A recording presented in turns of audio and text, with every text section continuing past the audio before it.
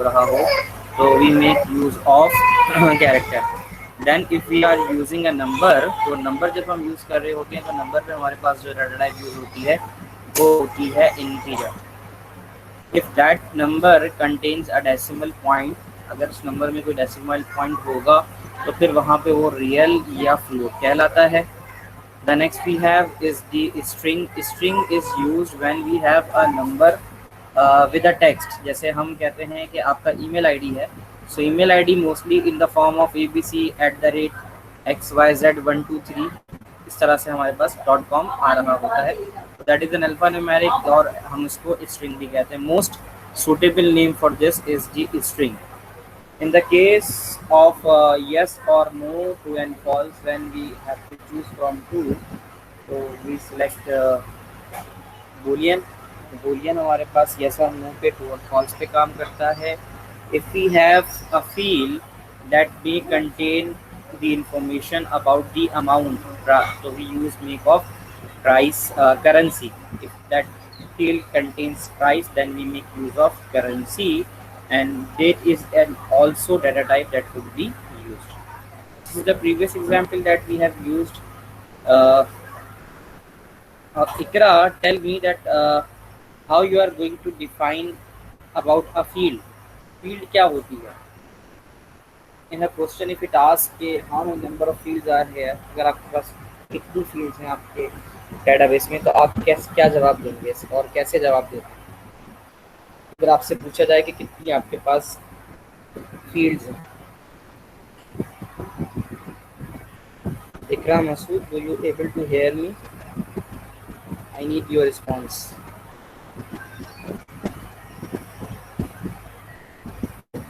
Zia, I think you are attending my class also. Iqra Masood, data with several records. बेटा जो हमारे पास as you can see on your screen the vertical columns, ये vertical column नजर आ रहा है आपको, टी वी आई डी, इसकी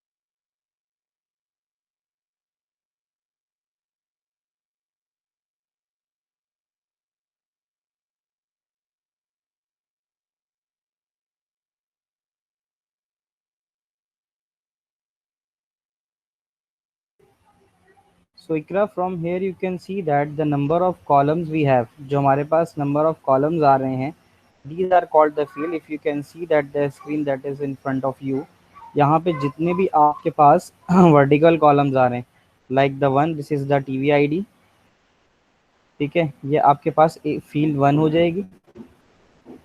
you can write it down as field one.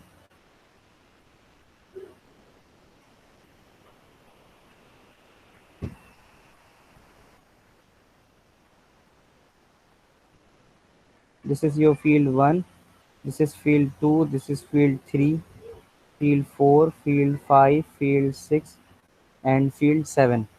So this is how the vertical columns are basically the fields। तो vertical columns आपके पास field हो जाती हैं।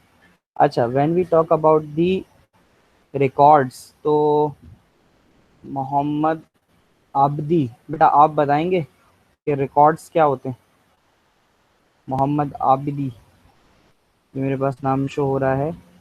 आप बताएंगे कि रिकॉर्ड्स क्या होते हैं?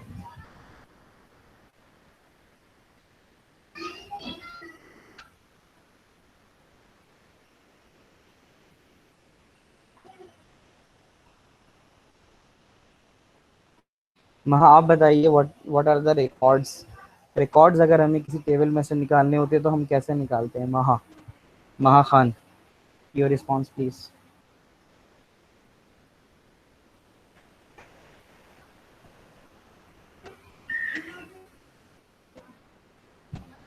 महा, are you here? Maha Khan. Muzna, the question is के रिकॉर्ड्स क्या होते हैं? फील्ड्स तो मैंने आपको बता दी, the vertical one are the fields. Records are horizontal, जो हमारे पास हॉरिजॉन्टल में होती हैं, जैसे आपके पास टीवी, एटी, सीवी, आईएनटी लिखा हुआ आ रहा है, तो ये हमारे पास जो है रिकॉर्ड होते हैं।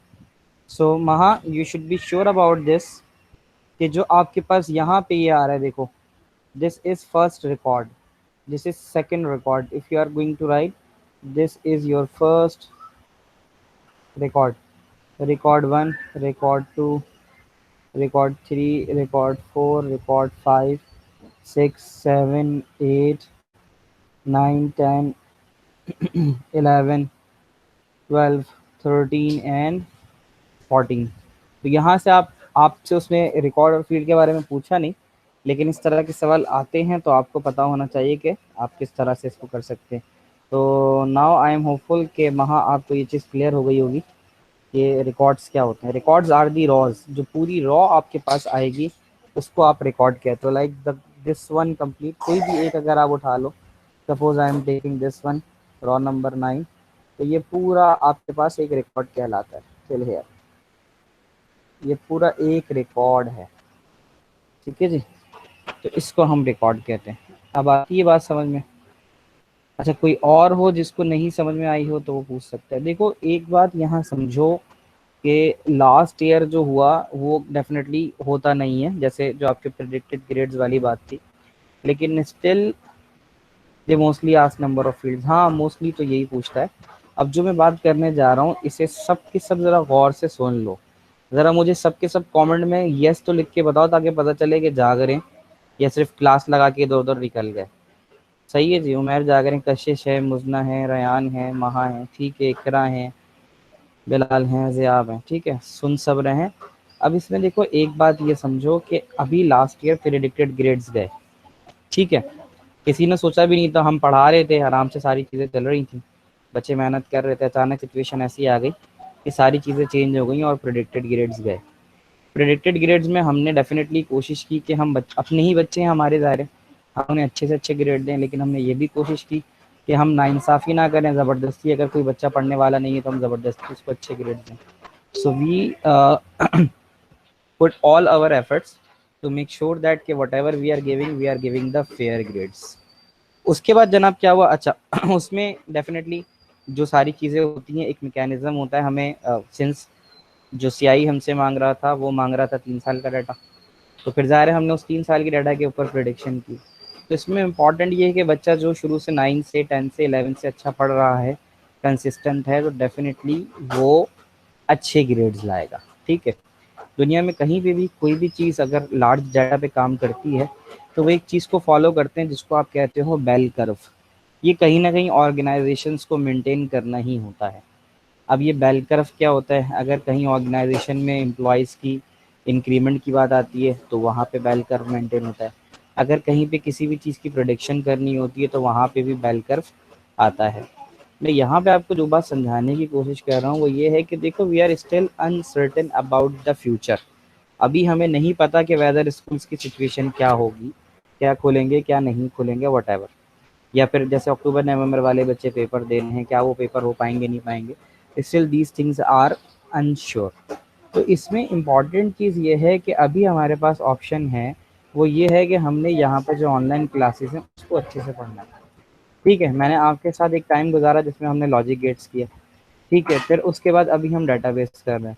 यही 3 से 4 बड़े टॉपिक्स हैं जो आपके पास 11 में होते हैं, और उसके बाद जो है आपके पास फिर रिवीजन होता है, ठीक है जी। तो अब मैं ये कहता हूँ कि इंशाल्लाह अल्लाह ना करे ऐसी कोई सिचुएशन हो जिसमें हमें दोबारा प्रेडिक्टेड ग्रेड की तरफ जाना हो। मुझे पता है अल्लाह ना करे ऐसा कुछ भी नहीं होगा इंशाल्लाह। लेकिन if we take a scenario कि 0.1% ऐसी कोई चीज़ आ जाती है, तो उसके अंदर जब हम लेके बैठेंगे तो हम डेफिनेटली ये चीज़ देखेंगे कि भाई क्लास में कौन सा ऐसा बच्चा था जो अच्छा पढ़ता था, अच्छा रिस्पॉन्स देता था। वो बच्चा हमें याद रह जाएगा। ऑनेस्टली स्पीकिंग इस क्लास के अंदर कशिश सबसे पहले मौजूद होती हैं अपने टाइम से पहले, रयान आमिर हैं। ये वो बच्चे हैं, 2 बच्चे और 1-2 बच्चे और हो सकते हैं, मुज़ना हैं जो अब रिस्पॉन्ड करती हैं। ये नाम मुझे इसलिए याद है कि I am not giving any favouritism to them. इन बच्चों ने अपनी जगह कैसे बनाई है? अपनी मेहनत से बनाई है। They respond in a classroom. इनकी ईमेल्स आती हैं, ये अपना काम टाइमली सबमिट करते हैं मुझे। So definitely they are going to get better expectation from my side.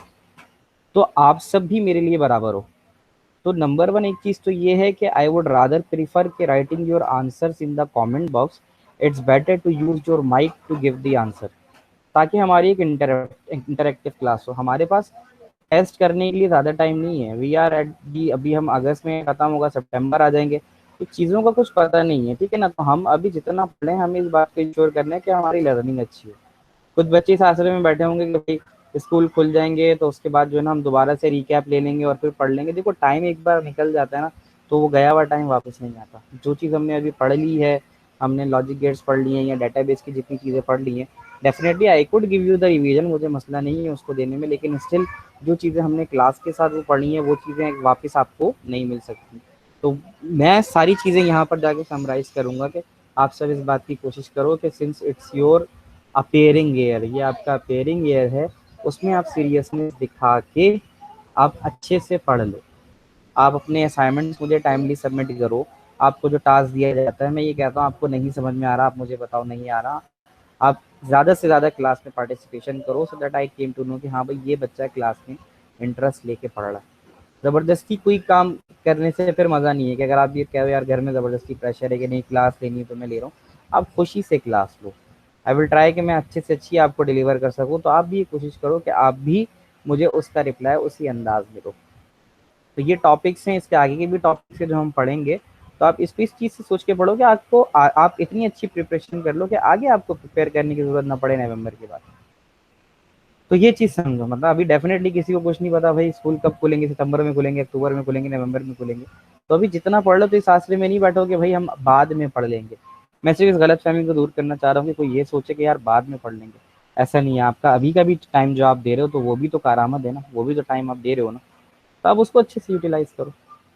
सो मैं आपसे बस यही एक्सपेक्ट करूँगा कि आप जो भी टास्क आपको दिया जाता है, जो भी क्लास में आपसे पूछा जाता है, आप उसको प्रॉम्प्टली रिस्पॉन्ड करो, ताकि आपकी लर्निंग अच्छी से अच्छी हो।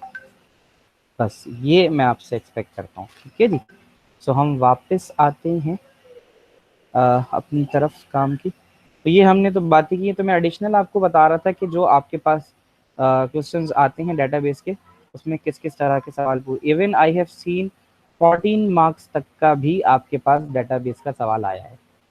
तो 14 मार्क्स का भी आपके पास डेटाबेस का सवाल आया है, तो आप उसको भी देख सकते हो।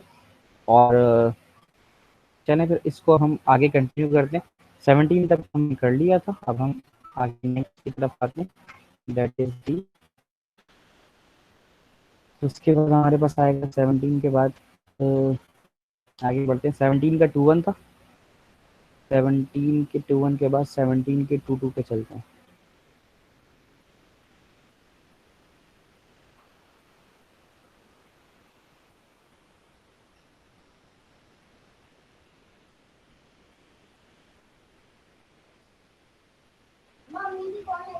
हाँ जी, अब ये थोड़ा सा आपको अच्छा सा सवाल मिला है, ये थोड़ा सा चैलेंजिंग क्वेश्चन है, ठीक है। तो इसमें करने में मज़ा आएगा, लेकिन ये चैलेंजिंग तो ज़रूर है। चैलेंजिंग मतलब ये होता है कि थोड़ा सा आपका दिमाग को थोड़ा सा ज़्यादा रिसोर्स आपकी इस्तेमाल करेगा, लेकिन मुश्किल कुछ भी नहीं है, ठीक है। ये मैं चाहूँगा 10 मिनट आपको दूंगा, ठीक है। आप सिर्फ रेफरेंस अपने पास लिख लो। रेफरेंस यहाँ से लिखा जा सकता है। अगर आपके पास यहाँ लिखा हुआ है MJ17 2, इसका मतलब मई जून 2017 पेपर 2 का वेरिएंट आप जोन 4 में लाया करते हो। जोन 4 में पाकिस्तान आता है, तो इस तरह इनके जोन 1 2 3 4 होते हैं। जोन 4 में आप लाया करते हो, तो जोन 4 में जो पेपर आता है वो आता है पेपर 2। तो आपको अमूमन कहीं पे भी आप जाओगे मार्किंग की वगैरह किसी वेबसाइट से देखोगे तो आपको 21, 22, 23, 11, 12, 13 यानी कि पेपर 1 का वेरिएंट 1, पेपर 1 का वेरिएंट 2, पेपर 1 का वेरिएंट 3 मिलेगा। तो इसमें से इन तीन पेपर होते हैं हमेशा, तीन में से ना दो सेम होते हैं। मतलब जैसे 1, 1, 1, 2 सेम हो गया, 1, 3 अलग हुआ। तो ऐसा आपको मिलेगा जब आप उठाओगे तो आपको वेरिएंट दो ही मिलेंगे। तो ये इस वजह से हुआ था कि ये पहले जब सीआई के पेपर्स होते थे तो टाइम जोन में हुआ ये था कि बहुत पहले की बात है, मतलब इट्स अराउंड 10 साल के करीब की बात होगी कि मलेशिया के अंदर पेपर होता है इस्लामियत का था, उर्दू या इस्लामियत उर्दू या हिस्ट्री में से ज्योग्राफी में से कोई पेपर था। तो वो पेपर पहले वहाँ हो गया था और उसके बाद यहाँ पाकिस्तान में होना था। तो कोई टीचर थे, उन्होंने जो है ना वहाँ से वो पेपर डायरेक्ट किसी न किसी के थ्रू जो है ना जो आया होगा वो यहाँ लीक कर दिया था। तो उसके बाद से ये समझो जोन का चक्कर हो गया था कि फिर वो उन्होंने डिफरेंट पेपर बनाने शुरू कर दिए थे। और ये सीआई का पेपर एक दफ़ा ऐसा भी हुआ था कि वेबसाइट के ऊपर भी पब्लिश हो गया था। बहुत पहली बात है, तकरीबन 10 साल के आसपास पहले की बात है ये। तो ऐसा हो चुका है। सो खैर आप लोगों को अब समझ में आ गया आप लोगों ने करना क्या है। आपने 17 का वेरिएंट 2 जो है आपके सामने आ रहा है, इसको आपने करना ये है, आज की डेट डालो अपने जर्नल पे, ठीक है। आज की डेट डालने के बाद आप लिखो W17 QP22 क्वेश्चन नंबर 5। ये आपको मुझे मेल करना है, ठीक है। तो जिनके पास पास पेपर हैं हार्ड कॉपी में वो उसी पे कर लेंगे, जिनके पास नहीं है वो पूरा पूरा नहीं उतारेंगे। आप सिर्फ रेफरेंस लिख के 5A लिख के उसके आगे जैसे फील्ड नेम, डाटा टाइप और डाटा सैंपल है वो लिख के A, B और C ये आप मुझे करके दोगे। इसका टोटल टाइम आपके पास है 12:08 अभी, और आई थिंक 12 मिनट काफ़ी है इसके लिए। पहला वाला मैं आपको थोड़ा सा गाइड कर देता हूँ, ठीक है। अच्छा जी, मेरी आवाज़ तो आ रही है ना आप लोगों को? इतना सन्नाटा छाया हुआ, ऐसा तो नहीं मैं वन वे कम्युनिकेशन कर रहा हूँ। माइक वाइक भी ऑन है मेरा, ठीक है जी। तो जाग रहे हैं आप लोग? आवाज़ आ रही है आपको मेरी? आ रही है, ठीक है। पहला काम आपने ये करना है बेटा कि ये कह रहा है कि a database table sheep, database का टेबल शीप है, is use to keep the record of the sheep on a farm. Farm के अंदर शीप्स तो होती हैं, हर शीप का एक यूनिक एयर टैग होता है।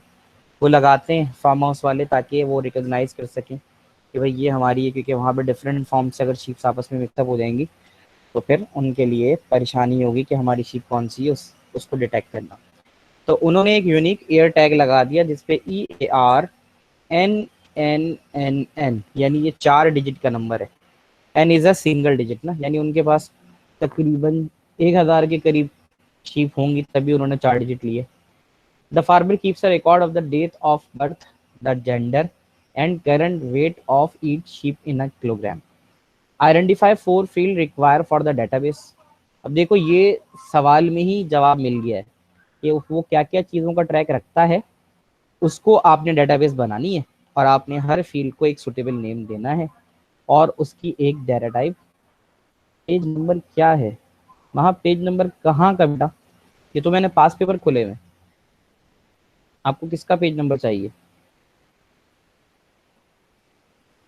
पास पेपर्स का ईयर, हाँ पास पेपर का ईयर 17 है ये। यहाँ देखो आपको नजर आएगा,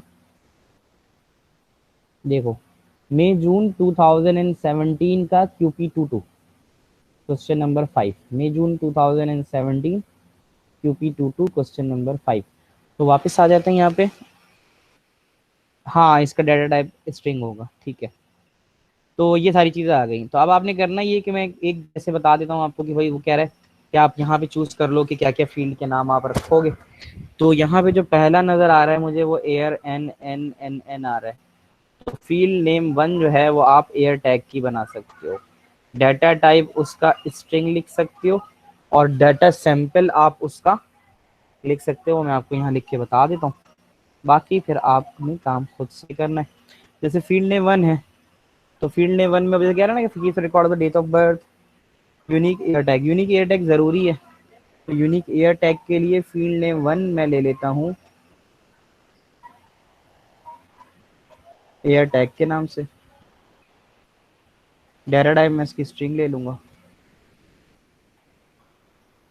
और डाटा सैंपल होगा इसका EAR 0096। तो ये आपने बेसिकली यहाँ पे करना है। सवाल समझ में आ गया जनाब, करना क्या है आप लोगों ने सबने, आप सबको समझ में आ गया? तो ठीक है, वेरी नाइस। तो मैं आगे बढ़ूँ इससे पहले मैं चाहूँगा आप मुझसे आगे बढ़ जाएं। तो ये पहला, दूसरा और तीसरा, ये आप जरा अपने पास रिटर्न में करोगे, ठीक है? कोई तस्वीर नहीं लेनी है और कुछ नहीं कि मैं बाद में कर लूंगा, ऐसा नहीं है। आप अब ये खुद शुरू करें। 10 मिनट के लिए मैं बिल्कुल खामोशी इख्तियार कर लेता हूँ और उसके बाद फिर जो है हम इस पर डिस्कशन करेंगे। और आपने ये काम रिटर्न करना है क्योंकि by the end of the class आप मुझे ये काम सेंड करेंगे, ठीक है? तो 10 मिनट की खामोशी में इख्तियार करता हूँ, तब तक आप ये करें। हाँ, 10 मिनट से पहले अगर आप लोग कर लेते हैं, आप अपना रिस्पॉन्स दीजिएगा। अगर 50% ऑफ द क्लास, जो कि 15 8 बच्चे मुझे रिस्पॉन्स कर देते हैं कि सर हो गया, तो फिर मैं आगे शुरू कर दूँगा, ठीक है जी? So your time starts now. इसे करना शुरू करो। Best of luck.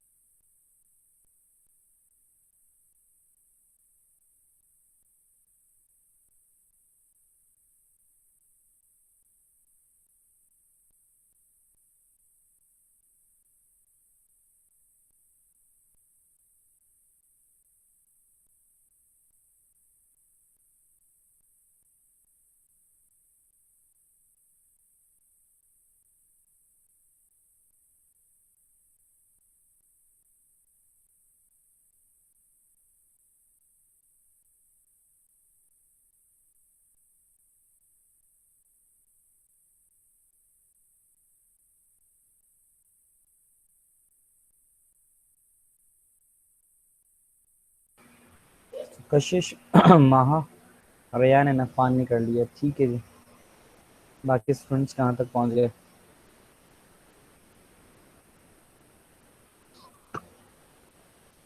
जी महा, कुछ पूछना है आपने?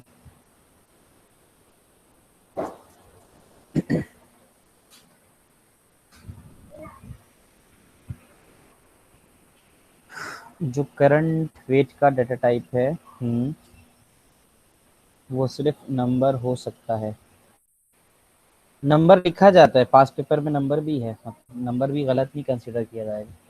मैं ये कोशिश कराता हूँ कि बच्चों से रियल फ्लोट लिखवा लूँ। वेट या वेट होता है ना 23.5 करके आ सकता है। आप नंबर लिखोगे तो नंबर भी गलत नहीं होगा, नंबर इज फाइन, नंबर ठीक है, गलत कंसिडर नहीं करेंगे हम उसको।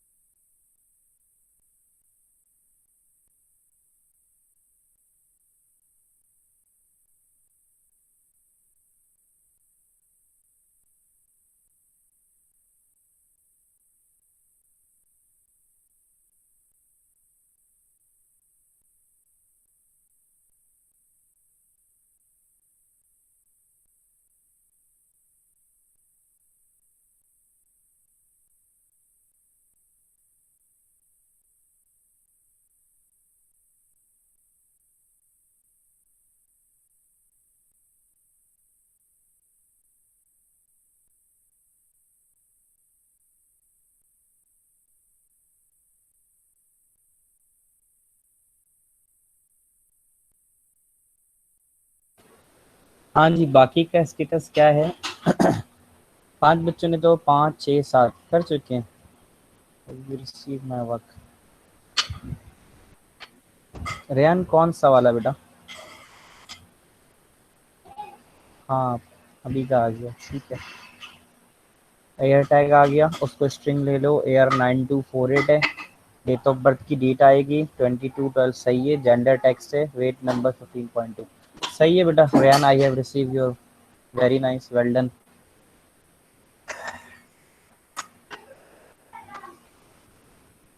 आ गई, आई हैव चेक्ड। आगे बढ़े भाई फिर, बाकी कर चुके हैं। आई have receive response from 50% of the class. तो हम इसको डिस्कस भी कर लेते हैं। आपकी आप लोग अपने अपने पर मुझे यहाँ पर जो जो आपने लिखा है इसको रिस्पॉन्ड करो। तो डेफिनेटली ऐसा होगा कि कहीं ना कहीं छोटी सी गलती आप कर रहे होगे, तो अच्छी बात है, वो गलती करना बुरा नहीं है। जब आप कर लोगे तो उससे अच्छा फायदा ये होगा कि जो चीज़ मैं ज़ाहिर कवर नहीं कर पा रहा हूँ वहाँ पर, मैं वो गलती बता के आपको वो चीज़ रेक्टिफाई कर दूंगा। तो मुझे बताओ ज़रा, एयर फील्ड नेम 1 को एयर टैग आपने लिखा हो, ये तो मैंने लिख के दिखा दिया आपको, और फिर सैंपल करके। फील्ड नेम 2 को अगर मैं लाइन नंबर 2 जो ऊपर 5 की लिखी हुई उसको पढ़ूं, the farmer keeps a record of the date of birth, यहीं पे मुझे इसका जवाब मिल रहा है ना, डेट ऑफ बर्थ मिल रहा है। तो मैं यहाँ पे फील्ड नेम 2 को डेट ऑफ बर्थ लिख दूंगा, डेट ऑफ बर्थ। तो मेरे पास एक तो ये फील्ड आ जाएगी, और उसकी डेटा टाइप होगी डेट, और उसका डाटा सैंपल होगा, जैसे अब आज 19/8 है ना, तो 1 साल पहले का लगा लो, तो 19/8/2019, ठीक है। तो ये पहला मुझे मिल गया। द जेंडर, जेंडर के लिए मैं यहाँ पे लिख सकता हूँ gender, field name gender. Data type इसकी होगी कैरेक्टर, CHAR कैरेक्टर, क्योंकि वहाँ पे वो मेल, या तो M लिखना या तो F लिख लेना। और करंट वेट है तो बस करंट ना लिखो, वेट लिख दो, वेट, सही है। तो वेट होगा, डेटा टाइप इसकी किसी ने कहा नंबर, मैंने कहा नंबर, सही है, नंबर गलत नहीं है। कोई रियल या फ्लोट लिखता है मैं तब भी उसको सही कंसीडर करूँगा, कोई इंटीजर लिख लेता है मैं तब भी उसको सही कंसीडर करूँगा। तो उसका वेट जो है लेट्स सपोज 12.6 kg था। तो ये इस तरह से मैंने लिख दिया। अब जो मैंने लिखा है इससे हट के किसी ने कुछ लिखा हो तो बताओ, ताकि हम उसको भी चेक कर दें। जो मैंने लिखा है, जो आप सबने लिखा है, क्या उसमें से कोई ऐसी चीज़ है जो मैंने लिखी और आपने उससे हट के लिखी है? हमें लगता होगा नहीं सर मैंने तो इस तरह से लिखी है, तो वो पूछ लो मुझसे, ताकि वहाँ पर अगर कोई गलती नज़र आ रही हो तो हम उसको करेक्ट कर लें। अच्छा, state the field you would choose as a primary key, इसका जवाब कौन देगा? फिर जो मुजना वेट कर लें, चलो वेट कर लेते हैं। सर स्ट्रिंग की जगह कुछ लिख सकते हैं, स्ट्रिंग की जगह कुछ लिखोगे मतलब स्ट्रिंग की जगह, पहले महा अपनी बात समझाओ मुझे। कुछ और स्ट्रिंग की जगह टेक्स्ट भी लिख सकते हैं, कुछ जगहों पे टेक्स्ट भी मैंने देखा है, कुछ जगहों पे टेक्स्ट को भी उन्होंने सही कंसिडर किया। आई वुड रादर प्रीफर कि जब ज़ाहिर नंबर और टेक्स्ट इस्तेमाल हो रहा है तो लिख लो, अल्फा न्यूमेरिक भी लिखा जाता है, लेकिन यहाँ के लिए मोस्ट सूटेबल जो चीज़ इस्तेमाल होती है वो होती है आपके पास स्ट्रिंग। मैं अगर आपको यहाँ दिखाऊं तो just give me a minute, मैं एक चीज़ आपको दिखाता हूँ।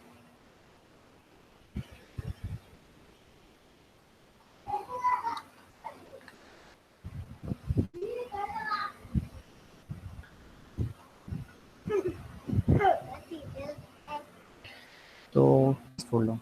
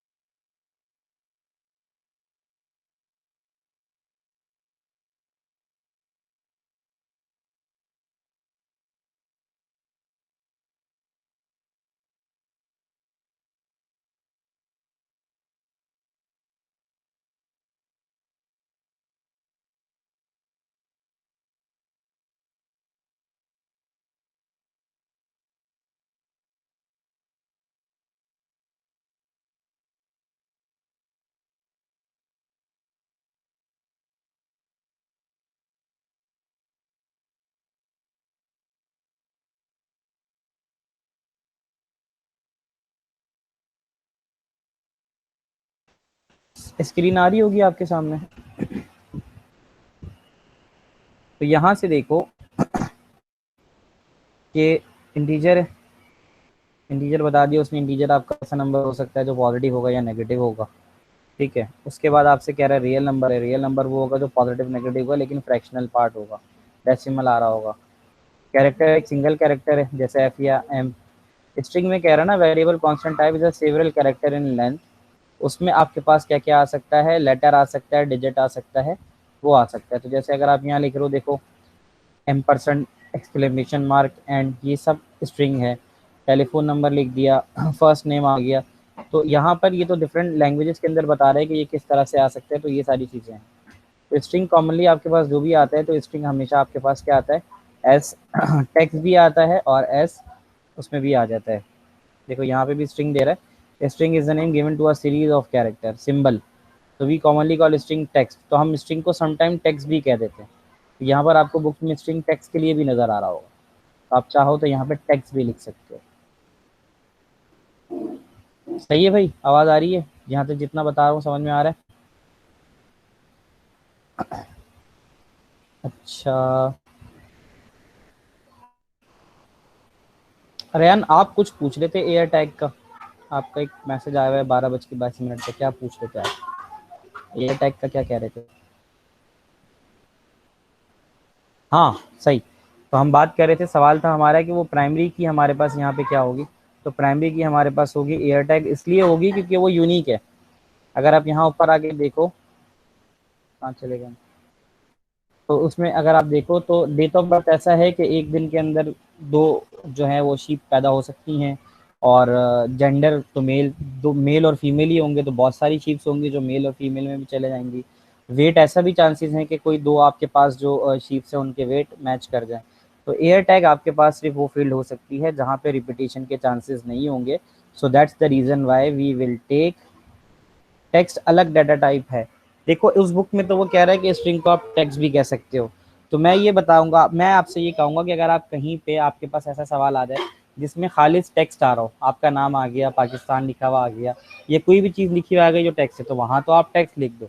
और अगर आपके पास कहीं पे ऐसी सिचुएशन आती है जहाँ पे नंबर आ रहा है और अल्फ़ाबेट आ रहा है, तो फिर बेस्ट पॉसिबल है कि आप वहाँ पर स्ट्रिंग लिखो, तो अपनी कन्फ्यूजन ही दूर कर दो। अगर सिर्फ किसी भी पूरी जगह पर सिर्फ और सिर्फ आपके पास अल्फ़ाबेट्स आ रहे हैं तो वो आपके पास कहलाएंगे टेक्स्ट, और अगर आपके पास अल्फ़ाबेट विद नंबर्स हैं तो वो आपकी स्ट्रिंग कहलाएंगे। ठीक है जी, तो ये वाली बात यहाँ क्लियर हो जाती है।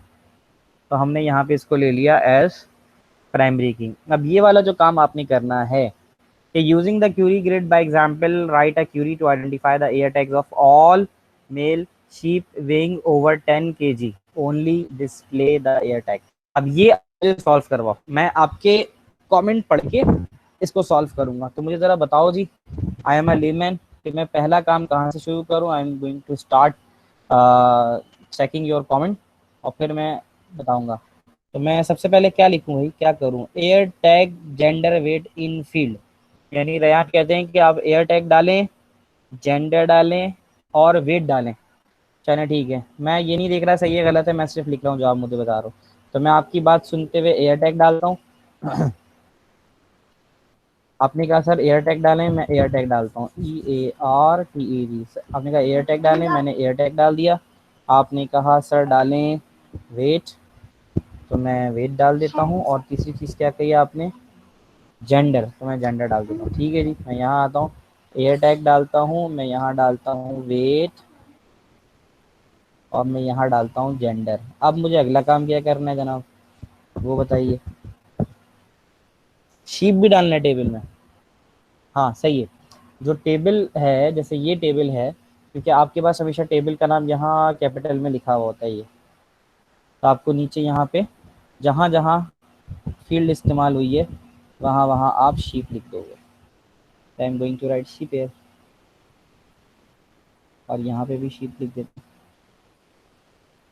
अच्छा, अब आगे बताइए, आगे क्या करूँ मैं।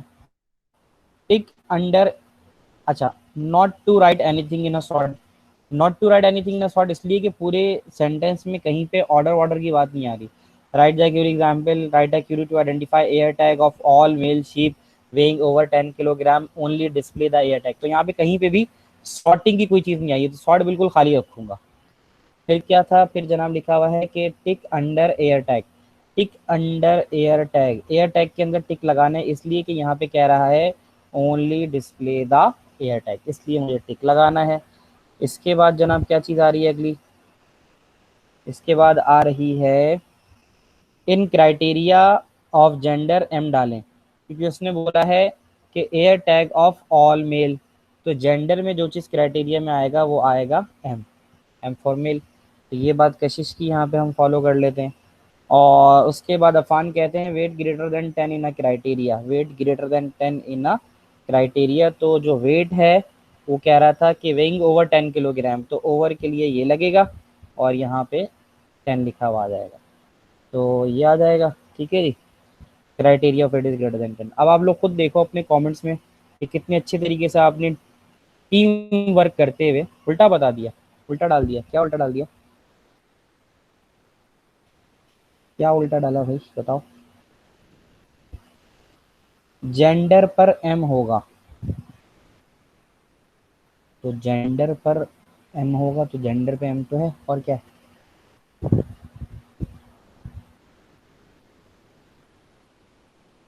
हाँ भाई,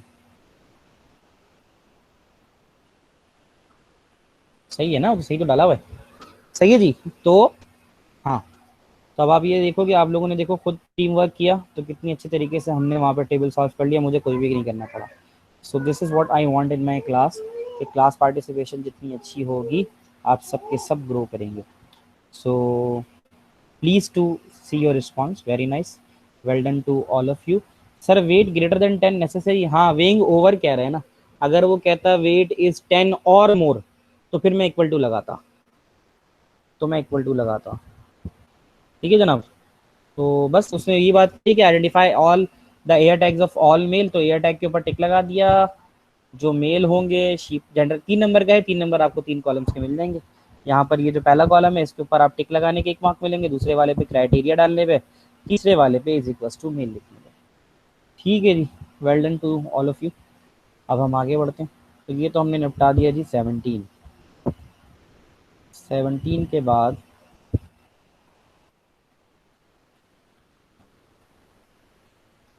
ये अच्छा सवाल था। अच्छा जी, हाँ इसमें भी थोड़ा सा नया उन्होंने कुछ पूछा है, कुछ खास तो नहीं है ज़्यादा। तो 6 है आपके पास। तो 6 का जवाब मुझे वो बच्चा देगा जिसने अब तक क्लास में कुछ भी नहीं बोला है। और वो बच्चा कौन है?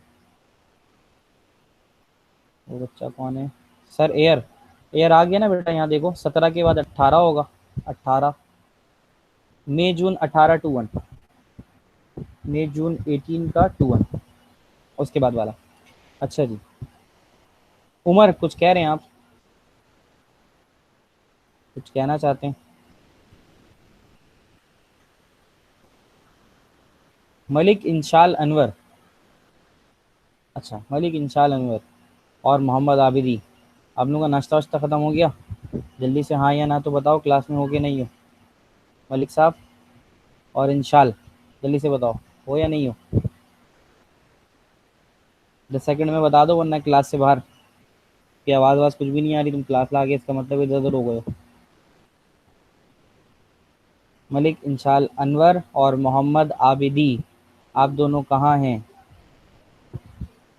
I need your response. अच्छा आ गए, इधर ही हो। चलो मलिक साहब ये बताएं कि आपके सामने ये आ रहा है, मैं आपसे सबसे आसान से सवाल पूछ रहा हूँ। क्वेश्चन नंबर 6 आपके सामने यहाँ आ रहा है। 6 में मुझे ये बता दो बेटा, कितनी फील्ड्स हैं और कितने रिकॉर्ड्स हैं? सबसे आसान सवाल पूछा है तुमसे। जो सामने आपको सवाल नज़र आ रहा है उसमें कितनी फील्ड्स हैं और कितने रिकॉर्ड हैं, ये बताना है आपने। This is summer 18 QP 21। बताइए। टेंशन ये नहीं है, गलत जवाब दे दो मुझे तब भी मसला नहीं है, लेकिन जवाब ज़रूर दो, कोई ऐसी बात नहीं। जल्दी से शाबाश बताओ कि फील्ड कितनी है और रिकॉर्ड कितने हैं? 3 फील्ड हैं और रिकॉर्ड कितने हैं? रिकॉर्ड हैं 2। नहीं देखो यहाँ समझो इसको, ये जो आप सामने देख रहे हो ना, मैं बताता हूँ देखो। इंशाल ये देखो, ये है ना, ये जो लाइन है, ये पूरा एक, ये यहाँ से यहाँ तक ये पूरा एक कॉलम है बेटा, ये कहलाती है एक फील्ड। ठीक है, फिर ये दूसरी, टाइटल तीसरी, ये चौथी और ये पांचवी। तो आपके पास फील्ड हो गई 5। और इसी तरह ये कहलाता है रिकॉर्ड 1, R1 फॉर रिकॉर्ड 1। तो 1 2 3 4 5 6 7 8, तो रिकॉर्ड क्या होंगे? 8 हो जाएंगे। जो आपके पास वर्टिकल लाइंस हैं, vertical lines are these, show number 1, type दूसरी, टाइटल तीसरी, डेट चौथी, शो पांचवी। This is basically the field. And 1 2 3 4 5 6 7 8 जो रॉज हैं वो आपके पास रिकॉर्ड होते हैं। तो इंशाल्लाह अब समझ में आई बात बेटा। और मोहम्मद आबदी बेटा, आपको इन पर्टिकुलर समझ में आई कि जो आप कॉलम लोगे ना, वो कॉलम आपके फील्ड होते हैं और जो आपके पास रॉज हैं वो आपके रिकॉर्ड होते हैं। ठीक है जी, चलो ये वाला तो आगे जवाब। अब हम अगले की तरफ आते हैं। अगला ये है, give two validation check that could be perform on a show number field. यहाँ पर उसने एक नए सवाल को जन्म दिया है कि आप लोग पढ़ चुके हो, लेकिन यहाँ पर एक नई बात आ गई कि ये वैलिडेशन चेक होते क्या हैं। तो कोई बताएगा? माइक ऑन करके बताओ भाई, वैलिडेशन चेक क्या होता है जल्दी से। वैलिडेशन चेक में मुजना ने बता दिया कि ये नाम तो आपने लिख दिए, बेसिकली ये वैलिडेशन है क्या। 2 बातें की जाती हैं, वैलिडेशन और वेरिफिकेशन। ये वाला जवाब माइक ऑन करके सुनना है मुझे, आवाज़ सुननी है, जल्दी से बताओ कौन माइक ऑन कर रहा है अपना।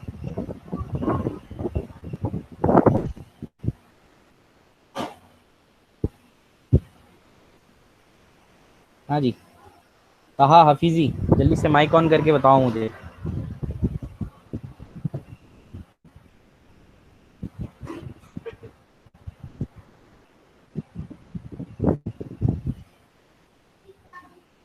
कहा हफीज़ी जाग रहे हैं?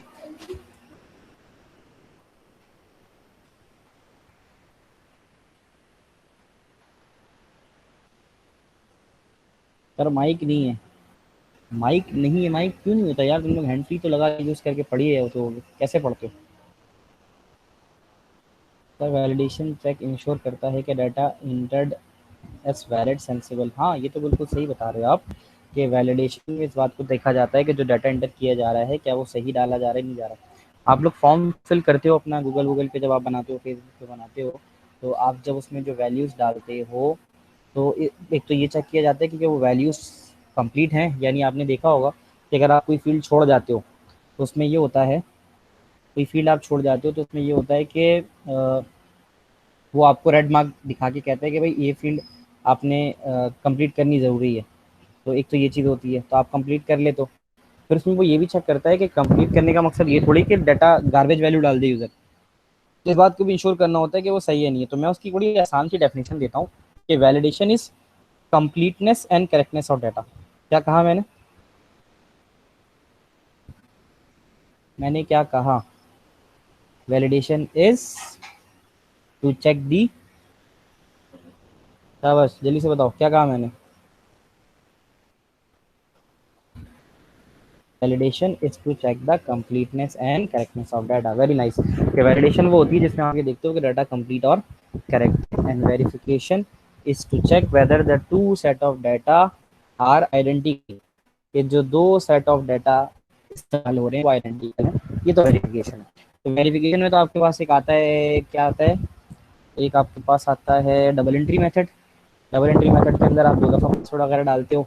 एक कहलाता है आपके पास विजुअल चेक। विजुअल चेक में होता है कि आप एक सॉफ्ट कॉपी का डाटा होता है, एक हार्ड कॉपी का डाटा होता है, दोनों को चेक करके देख रहे होते हो कि दोनों मैच कर रहे हैं नहीं कर रहे। तो खैर अभी हम बात कर रहे थे वैलिडेशन की। तो वैलिडेशन में आपने नाम तो बहुत सारे लिख दिए। अब उसमें जैसे आता है, एक आता है लेंथ चेक। लेंथ चेक के बारे में बताओ, कोई भी बताओ लेंथ चेक क्या होता है? बहुत सारे ना, लेंथ है, प्रेजेंस है, क्या क्या होते हैं? लेंथ होता है और प्रेजेंस होता है, कर होता है, रेंज होता है, और क्या क्या होता है? मैं कहता हूँ सबसे आसान वाला जो होता है ना, अगर कहीं पे कुछ भी समझ में नहीं आया, आखिरी में अगर आपको कहा जाए कि भाई चेक्स बताओ, तो आप प्रेजेंस तो सबसे पहले डाल दिया करो। प्रेजेंस तो आपको हर जगह रिक्वायर्ड है आंख बंद करके, क्योंकि प्रेजेंस का मतलब ये है कि अगर आपने पूरे फॉर्म में कोई भी जगह खाली छोड़ दी तो आपका फॉर्म आगे नहीं बढ़ेगा। तो प्रेजेंस चेक तो वहाँ पर ज़रूरी होता है। तो उसमें से जब आप लेंथ की बात करते हो ना, लेंथ, तो जैसे कहा नहीं जाता कि यार your password length should be at least 8 characters, या आपका पासवर्ड 8 कैरेक्टर कम होना चाहिए और उसका होगा तो बाहर जाए। तो ये एक तो रेंज चेक हो गया आपका। अच्छा, दूसरी चीज़, एक रेंज की विद इन है। तो लेंथ तो मैंने आपको ये बता दिया, ठीक है, प्रेजेंस भी हो गया। रेंज में आपके पास डेफिनेटली एक रेंज होती है। जैसे आपने कहा कि भाई किसी की डेट ऑफ बर्थ डालनी है, तो उसमें 1 से लेकर 31 तक जो है वो रेंज होगी आपकी डे की, 1 से लेकर 12 तक मंथ की, यह आपकी रेंज हो जाती है। तो length check check the data is no longer than specified maximum number of character, बिल्कुल सही है। तो फिर इसी तरह कैरेक्टर आ जाते हैं। कैरेक्टर में ये देखा जाता है कि एक सर्टेन कैरेक्टर जो डाला जाना चाहिए वो इस्तेमाल हुआ है या नहीं है। और फिर कंसिस्टेंसी चेक, इस तरह के बहुत सारे आते हैं, वो हम बाद में डिस्कस करते हैं। तो give two validation check that could be performed on show number. अब हम वापस अपने सवाल की तरफ आ जाते हैं कि ये जो शो नंबर है, शो नंबर कहाँ है भाई? शो नंबर, हाँ शो नंबर आ रहे हैं। तो इस पर आप कौन से दो वैलिडेशन चेक लगा सकते हैं, ये बताइए मुझे।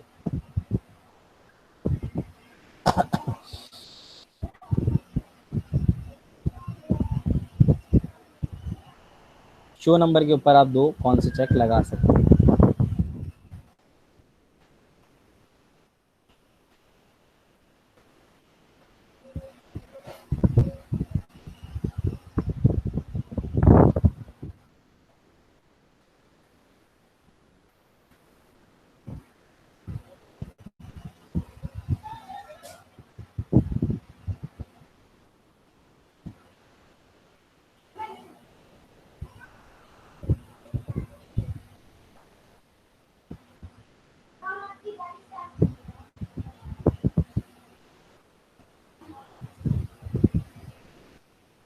तो आपने कहा कि इसमें एक प्रेजेंस लगा सकते हैं।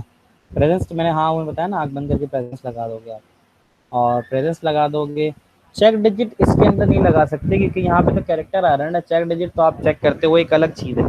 चेक डिजिट के अंदर तो 13 नंबर का ISBN चेक होता है, ये तो अल्फ़ाबेट भी आ रहे हैं ना, SN032। तो प्रेजेंस तो डाल सकते हो, लेंथ डाल सकते हो। यहाँ पे लेंथ इसलिए डाल सकते हो कि लेंथ में SN124113 ये सारे के सारे 5 डिजिट पे आ रहे हैं, ठीक है ना, तो यहाँ लेंथ डाल सकते हो।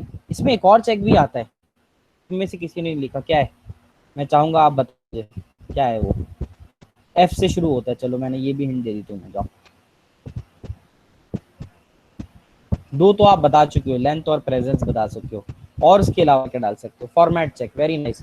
फॉर्मेट चेक इसलिए आ सकता है कि यहाँ पर एक पर्टिकुलर फॉर्मेट इस्तेमाल हो रहा है, दैट इज SN, यानी कि 2 SN के बाद 3 डिजिट, SN NNN, SN के बाद NNN 3 छोटे से, तो फॉर्मेट चेक बन जाएगा वो, वेरी नाइस। उसके अलावा एक और लग सकता है, that is called the type. Type check ये चेक करता है कि डाटा करेक्ट डाटा टाइप में डाला है, यानी यहाँ पे जो टाइप चेक है वो स्ट्रिंग है, तो पूरा का पूरा डाटा ऊपर से लेकर नीचे तक, SN102 से लेकर SN154 तक, 102 से लेकर 91 भी है इससे पहले, SN091 से लेकर 054 तक सबका सब स्ट्रिंग डाला है या नहीं डाला, वो ये चेक करता है। ठीक है जनाब, तो ये भी हो गया हमारा, तो हम यहाँ पे लिख सकते हैं, हम यहाँ पे जो जो डाल सकते हैं, वैसे तो हमें रिक्वायर की है, हम यहाँ 4 डाल देते हैं। हम फॉर्मेट डाल सकते हैं, हम प्रेजेंस डाल सकते हैं, हम टाइप डाल सकते हैं, और कौन सा था भाई, यहाँ डाल सकते हैं लेंथ चेक, 5 डिजिट पे आ रहा है ना, हाँ लेंथ चेक डाल सकते हैं। ठीक है जनाब, अब ये वाला है, ये वाला आप मुझे जल्दी से फिल करवा दो, 7 वाला क्या क्या करना है जल्दी जल्दी बताते जाओ, मैं यानी using the example write a query to identify करना है best performance that are sold only display the date and the title. तो डेट एंड टाइटल को जब डिस्प्ले करने बोल रहा है तो उसका मतलब है कि डेट और टाइटल को लिखना पड़ेगा, और आप ये कहते हैं कि टाइप सोल्ड आउट डेट और टाइटल, ये आप कह रहे हैं मुझसे कि performance that are not sold to identify jazz performance, तो जैस परफॉर्मेंस मुझे टाइप में मिलेगी, इसलिए मैं पहले टाइप देता हूँ पे, टाइप छोटे में लिखा है बड़े में, छोटे में टाइप आ गया तो मैंने यहाँ टाइप लिख दिया। फिर उसके बाद jazz performance is not sold out, sold out के लिए सोल्ड आउट ही आएगा यहाँ पे, SOLDOUT। Display the date, date के लिए है DATE। अब मैं यहाँ ऊपर बड़ा लिखा हुआ है, नीचे छोटा लिखूंगा गलत होगा, इसलिए मैं इंश्योर करूंगा जैसे ऊपर लिखा है वैसे लिखूं। क्या है जनाब, TITLE टाइटल। इसके बाद मुझे क्या करना है, इसके बाद आप ये कहते हैं कि मुझे करना ये है कि then performance under all field table. अच्छा, उसके अलावा क्या फरमाया, इसके अलावा आपने मुझे ये बताया कि ये सब तो हो गया in field, then performance under all field table, सही है। Performance in table leave sort, हाँ सॉर्टिंग में तो कुछ नहीं करने को बच्चा मेरे पास, ठीक है, तो मैं यहाँ पे जाता हूँ। अच्छा, अब मुझे क्या करना है जनाब, टेबल के अंदर मुझे क्या लिखना होता है, टेबल के अंदर मुझे लिखना होगा परफॉर्मेंस, या आप जरा खुद लिख लेना सारा काम, परफॉर्मेंस वाला एक जगह मैं लिख देता हूँ, बाकी जगह आप कर लेना, परफॉर्मेंस, ठीक है जनाब। और टू आइडेंटिफाई जैस परफॉर्मेंसेस, तो परफॉर्मेंस जो टाइप आ रही है, टाइप के नीचे मैं लिखूंगा इज इक्वल टू जैस, सही है, तो क्राइटेरिया में जैस लिख दूंगा, और दैट आर नॉट सोल्ड, तो सोल्ड के अंदर इज इक्वल टू फॉल्स लिख दूंगा, या यस नो आ रहा है तो मैं नो लिख दूंगा, वहां पर अगर नो इस्तेमाल हो रहा है तो मैं नो भी लिख सकता हूँ, तो मैं यहाँ नो लिख देता हूँ। और display the date and title, तो मैं display the date and title कर दूँ। क्या कोई ऐसी चीज़ है जो मैं मिस कर रहा हूँ यहाँ पर, बताइएगा ज़रा।